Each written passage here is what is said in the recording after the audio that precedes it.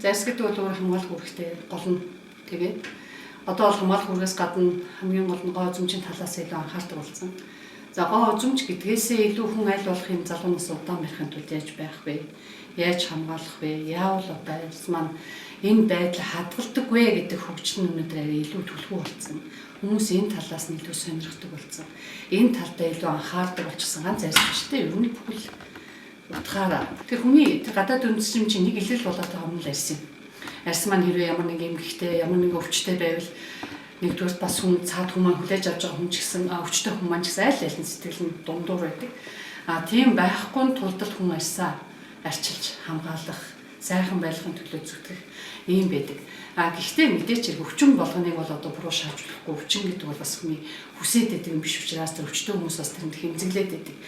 Эмзэглэхийн оронд би яавал энэ өвчнөөс хурдан салах уу? Яавал би энэ өвчнийг эргүүл болох уу? Ийм өвчнгүй байхын тулд би яах вэ гэдэг. Тэгэхээр энэ бүхнийг мэдхийн тулд миний арьс яах ёстой юм бэ? Би яаж явах ёстой юм гэдгийг ойлгох ёстой. Тэгэхээр хүн бол арьсаа мэдхийн тулд би ямар орчинд амьдарч байгаа? Би хаана байгаа гэдэг юм. За тэгээд та нар тийм учраас л Монгол хүний арьс гэж яриад байгаа. Тэрнээс л Монгол хүний арьс гэдэг нь тусдаа бүтэцтэй, Европ хүний арьс гэсэн тусдаа бүтэц байхгүй шүү дээ. Зөв Монгол хүн гэдэг утгаараа Монгол хүн ямар орчинд амьдарч байгаа юм бэ? Нэгдүгээр цаг агаар нь хуурай байна. Хоёрдугаар нарны тусгал нь хурц байна.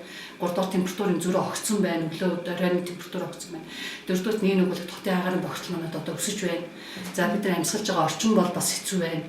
Тэгэхээр энэ бүхэн дээрээс нь одоо манайхан зах зээлд орж байна, бизнес хөгжиж байна. Баяр баясгалангаас илүү юмруу тэмүүлэх, стресстэх, санаа зовх энэ бүхэн. Тэгээд дараагийн бидний хоол өнөөдөр ямар байна вэ? Идэж байгаа хоол маань бид нар яг хүснээ авч идэж чадчихээнгүй юу? Яг хүссэндээ хүрч чадчихээнгүй юу? Тэр бүхэндээ сэтгэл хангалуун байж чадчихээн үү гэдэг маань бүгд л арьс нөлөөлнө. Нэг сайхан унтаад босоход арьс гоё байна. Унтахгүй хот нойргүй хоноод босох бас нэг өөр. Нэг сайхан мэдчихэд сууж байгаа хүний царай бас нэг өөр. Үлэн байгаа хүний царай бас нэг өөр. Гэл ингээл ирэхээр царай гэдэг бол өөрөө ерөөсөө тэр хүний бүхэл юм илэрхийлждэг. Тэгэхээр царай сайхан үнтэй ярихаас сэтгэл хангалуун байна. Яг л тэр хүн бүхэн нь эмоцн царайн дээр байдаг. Нилээ ууртаагаа үнтэй ярихад бас та нар төвшөртэй л байх бах тийм үү? Бас л царайн дээр. Их сайхан бүсгүйг харахад хүн бас ингэ таашаал төрдөг нь байгалийн бас мэдрэмж юм тийм ээ. Тэрнээс бол одоо эрэгтэй хүмүүс эмэгтэй хүн хараад дандаа дурлж байгаа гэхгүй тэрний ч бас сайхан харж мэдэрдэг тийм ээ. Бишээдэг. Эрэгтэй хэвтгэл эмэгтэй хүн ч гэсэн би нэг энэ хүн шиг болохоос ингэж бас дуурайдаг тийм ээ. Манай урлагийнхан бол их сайхан хүмүүс байна шүү дээ. Дуурайхаар харахаар тийм ээ. Хараад бүр ингэж сайхан сэтгэл тайвширчдаг. Дуугийн сонсоод уярдаг, сарайг нь хараад бас биширдэг. Яг энэ шиг, яг энэ утгаараа л арьс юм. За тэгвэл яг Монгол хүн мэдээч арьсны өмч онцлог байна. Цаг агаар нь хуурай, тэгээ огцом халуун, огцом хүртэн байх нь манай арьсанд бол ердийн хүмүүсийн арьсыг бодвол илүү ажиллагаа шаарддаг. Чихтэй газар чинь чи нөхөдөө хайцсан гайгүй. Цаг агаар нь огцом зөрөөгөө газар тодорхой температурт ажиллаад яваад болдог. Манайхан ч болохоор өглөө нэг өөр, зун нэг өөр, хавар намар нэг өөр. Тэгэхээр арчилгаа нь бүр хэтэрхийх шаардлагатай, хэтэрхийх мэдрэмжтэй байх гэдэг ийм арт юм уу. Тэгэхээр энийгээ дагаад бидний хайрч гисэн маш их ингэх шиг хандлагатай, энийгээ дагаад өвчих магадлалтай, өвдөх магадлал өндөртэй юм байдаг. Тэгээд энэ утгаараа л арьсны арчилгааг яаж хийх вэ? Монгол хүн яавал онцлогтой юм бэ? Монгол хүний арьс ямар юм бэ л гэдэг. Бүхэл арьс байна. Ховрайнч байна, холимонч байна, тослогч байна, эмгэгшилтэйч байна, хашилтайч байна. Гэхдээ энэ дотор манай дотор бол ерөөхдөө хит хуурай, хит тослог хоёулаа байгаа. За би энэ дээр ийм байгаа учраас ийм арьсыг савндах уу, угаах уу, тослох уу, яах вэ гэдгийг л мэдэх хэрэгтэй. За мэдээ шилжилтийн тасанд болохоор батгашаал тэгсэн нас ахаад ирэхээр өвчтэй суун залуу нэраа өвгдөд болохоор эмзэгшилт нь их байх жишээтэй тийм ээ. Тэгэхээр энээс яаж хамгаалах юм бэ гэдгийг мэдхийн тулд бидний насны харьцлагыг одоо яаж хийх вэ гэдгийг л хамгийн энгийн нэг жишээ нь Мантгагийн бүтээгдэхүүн гэж бодд юм аа. За Мантга хотны бүтээгдэхүүний хувьд бол за би энэ байгууллагатай харьцаад одоо миний мэдхээр бол 3-4 жил болчих байна.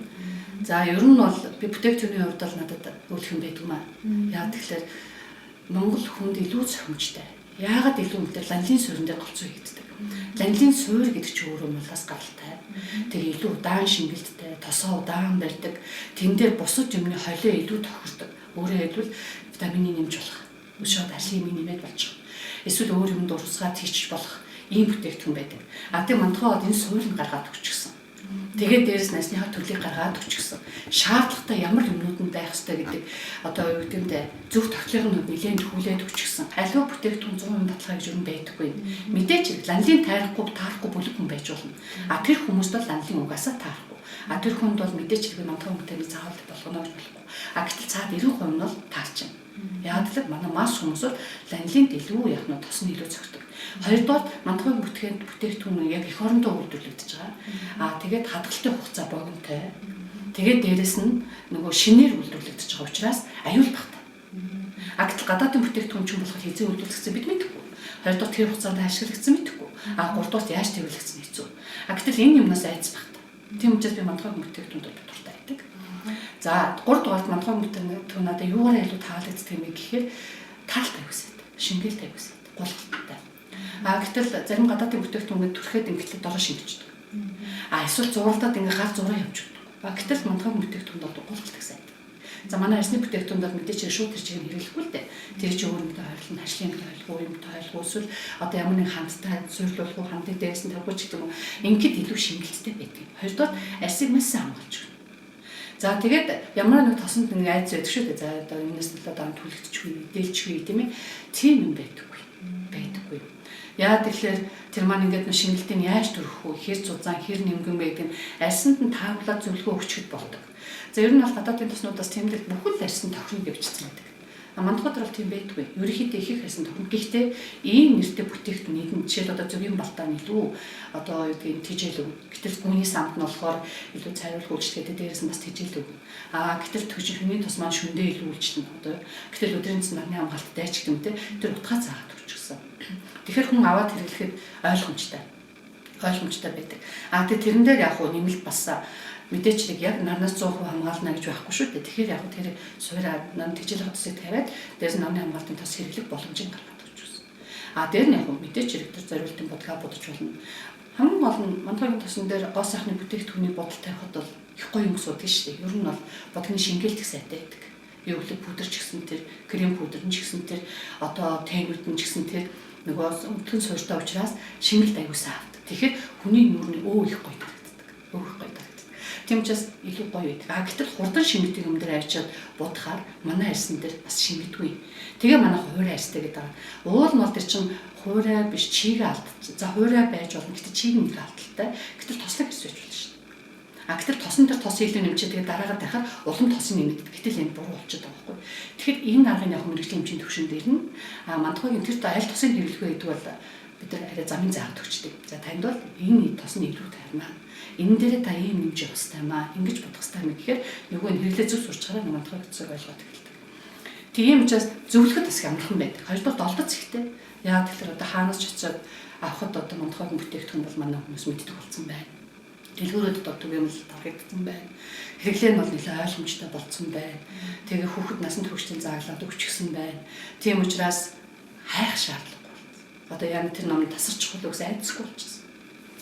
Эндээ бас би мандахад илүү итгэдэг юм. Нэг өдөр тасарчихвээ. Нөгөө хүн ингээ аваад зарим тосуудыг хэзүүлдэ баг тасгана. Тэгээд өнөөх чинь сургам зөв хүмүүст хэрэглүүл сургам. Аваад сураад тосон тасарчвал бас сайхан байгаа зү. Гэтэл тийм байхгүй. За дараагийн мандахад нэг давуу тал байдаг. Үртэг маш их байдаг. Үртэг бол их боломжийн үнэтэй. Манай амьдралын төвшингийг ямар ч хүн авахд их боломжийн үнэтэй. Ерөөсөө тэр үртгнээс бол ерөөсөө хүн айцгүйгээр авах. Тэр их үнэтэй биш. Тэгсэн юм дөгдөмд хэрэглээ удаанд. Тэгээд тэр нь хүртээмжтэй байдгаа бас их давуу талтай байна. Тэгээ энэ утгаар нь бас мандахаг би бол илүү өөртөө ашигладаг юм аа. За манай арс би бол өөр арсны юмч байгаа. Би бол арсныхаа ер нь их тохиолдолд бол мандахагийн төсөв зөвлөж байгаа. Зүгээр мэдээч хэрэглээг ланлын төр хэлж байна. Нийсвэр таахгүй хүнд бол хэрэглэх боломжгүй байгаа гэдгээ бол бас хүмүүст ойлгох хэрэгтэй. Тэгэхгүй бас зарим нь яг би ланлын хэрэглэж ингэчлээ гэх юм бол бас тэр хүнд гомдолтой шүү дээ. Тэгэхээр бас манайхан өөрсдөө арьсаа бас мэрэгжлийн үнээр тодорхойлуулад бас эсвэл хэрвээ та төрхэд үзсэн тухайн тус танд таахгүй байвал та өөрөө яг тэмдэглэж хэрэгтэй байдаг. Тэгэхгүй манай ард хүмүүс сүүлийн тэгдэг болсон л нэг буруудах дуртай. Үгүй надад юм чинь таахгүй байна. Үгүй таны арьс бас тийм арай өгнөц мэдрэмжтэй арьс байх юм бол бид яаж чадахгүй шүү дээ. Одоогийн төвшөнд бол яаж чадахгүй. Ланлын заавал төрөх гэж хэлж одоо зөвлөж чадхаа болчих шүү дээ тэр хүний хувьд. Тэгэхээр гадаадын цэн зөвлөлөөр миний хувьд жишээлбэл манай Монгол улсад байгаа орж ирж байгаа энэ болон гоо сайхны бүтээгдэхүүнийг жоохон яаж өгдүүлсэн, ямар замаар орж ирсэн, яаж хийгдэт байгааг мэдэхгүй. биений нүгэлээс ашаач ч мэдэхгүй, би муулч ч мэдэхгүй, тэрийг одоо чухам үнэнд гэдгийг ч мэдэхгүй, хурамч гэдгийг ч би хэлж мэдэхгүй. Тийм учраас би манай үйлчлүүлэгчдийн та надад сайн гоо сайхны бүтээгдэхүүн зөвлөж өгөөч л. Би чаддгүй, биний чаддаг мандахай гэж хэлээ. Мандахай нарийн найдвартай юм да. Тэгээ энэ утгаараа би бас мандахайг илүүтэй үзсэн юм аа. Тэгээ 4 жил гэдэг бол бас алдаа оноо гаруул гарчих, тийм ээ? Гомдол гаруул гарчих. Бас ч хүмүүс дургуугаа илэрхийлж тийм хугацаа гаргаад. За би тэгэл тостой хотголдож байгаа юм шүү дээ. За тэгвэл миний гаранд ч гэсэн өнөөдөр муухай байвал муухай мэдэгдэхээр тийм ээ. Нүүрэндээ ч түрхэж илэн бас байвал байхаар үгүй тийм. Миний энэ олон хүмүүс үйлчлүүлэгчд дотор бол ямар ч байсан таны намтгойн тосноос ч юм болоод имлээ гэдэг гомдол нэг үлэхэд гардаггүй болохоор би л айцгүй байдаг. Илүү сайн. Манай үндэсний үйлдвэр дотор ингээд хөгжиж явж чадчихагаа ийм үйлдвэр байхад би бол дэмжихэд өөрийн хувьд 100% дэмжинэ. 100% хөвшөөс хөгжөөсэй гэж бодож байна. Өнөөдөр мандахыг 20 жил болж байгаа бол би их баяртай байна. 20 жил хөгжинэ гэдэг бол энэ бол асар их бас урт зам, амьдралын хувьд бол урт зам. Мандахыг хөгжлийн хувьд л эхлэл зам. Цааш өшөө гоё болно. 20 жилийн туршлагын дээр сууриланд бол одоо алдаагүй болчихсон зам гэж хэлдэг.